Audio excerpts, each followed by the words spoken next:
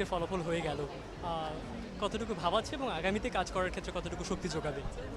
আম, আমি আগেও বলেছি, এখনও বলবো, আমি অত্যন্ত কৃতজ্ঞ সবার কাছে, স্পেশালি লাক্স সুপারস্টারের কাছে আমাকে এত বড় প্ল্যাটফর্ম দেওয়ার জন্য।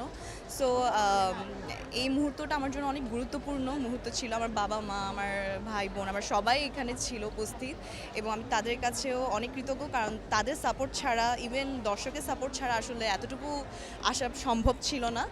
আর অফকোর্স আমরা অনেক পরিশ্রম করেছি। আলহামদুলিল্লাহ আমি বলবো আমি অনেক খুশি, অ্যান্ড আশা করি সামনেও দর্শকদেরকে আমি আমার কাজ দ্বারা অনেক ভালো ভালো উপহার দিতে পারবো।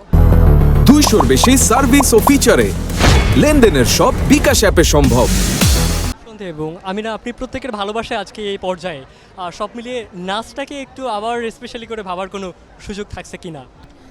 এখন যদি মুভি করা হয় তাহলে ডান্স থাকবে, সেটা আই ডোন্ট নো, যদি রিকোয়ার্ড থাকে সেটা অবশ্যই আমি করতে পছন্দ করব, স্বাচ্ছন্দ্য বোধ করবো, যেহেতু আমি অভিনেত্রী হতে চাই এবং আমার ইচ্ছা আছে অভিনয়ের প্রতি।